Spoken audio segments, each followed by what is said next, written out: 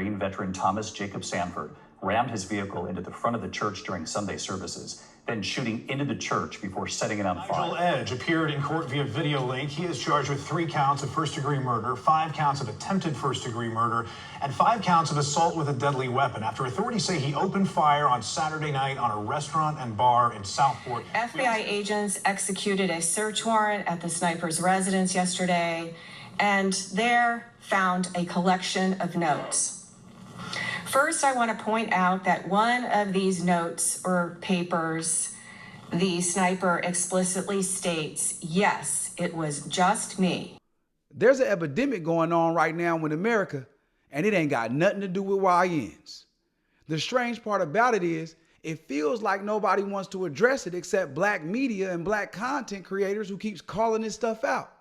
I have never seen such reporting that's so considerate. I've just never, well, you have to understand, because it doesn't seem like their character assassinated him. I don't know, maybe we have to wait. Maybe the character assassination is later on in the page. Because it sounds like they're front-loading how bizarre this is. Well, he was a good white man. Good white man, never had any problems. Had a purple heart. A father. A loving husband. Besides us, if you look around the internet with all this black fatigue garbage that's going around, you would think that black people are the problem. You arrest somebody and you say they are violent. What do they do? Oh, you're black. I'm just gonna smack you on the wrist because, oh, yeah, because you're black. It's not your fault, it's the white man's fault. Yeah, that's why you're out here acting like a Neanderthal. Look at these mugshots. I guarantee you he's got 3 convictions, violent offenses, and he shouldn't be out on he shouldn't be free. I love that law that 3 strikes you out. Yeah. Three convicted felonies and they're violent, and you get life. You get life. Yeah. They should bring that back. It's disingenuous, unaware, and a flat out lie to act like black people are somehow this ultra violent race. And if you got any sense, you can clearly look around you right now and also trace the history to get a sense of who the real killers are. The American government goes into, which is to say white supremacists, goes into Iraq, mass. They go into Afghanistan, mass. They go into Syria, mass. They go into Libya, mass murder. They caused the Ukraine-Russia war, mass. They support what's going on in Palestine, mass. Now, point is, none of it do they count in crime statistics as murder. None of it. But they have a bloodthirst, these people. There's something in their DNA that causes them to kill because they've never stopped killing, my dear boy. They've been on a killing spree. My whole life, your whole life, your grandmother's whole life. But that's not in the crime statistics. Somehow, which is beyond me, black people have been marketed to the public as aggressive and dangerous. But every time we turn around, it's a white person shooting up a church or a school. Whoever does their PR needs to be hired by us. Because for the life of me, I can't understand how people still believe that we're the problem. Do we have problems in the black community? Yes.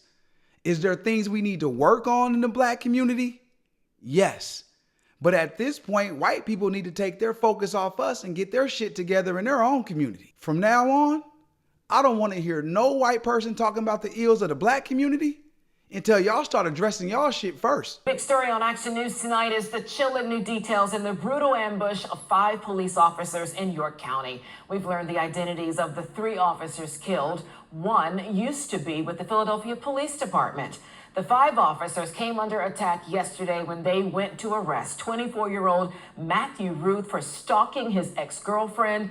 It was inside her North Codorus Township home where investigators say Ruth opened fire, killing 3 of the officers at the front door.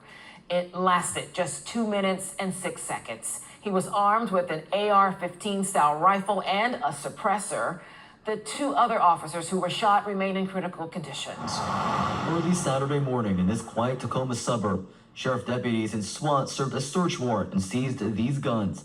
Investigators say many of these firearms do not have serial numbers. The discovery was made after multiple people sent tips to the sheriff's department, which led investigators to the boys' social media. There, investigators say there were photos of them posing with firearms and making threats. One photo was captioned, "You'd never expect it."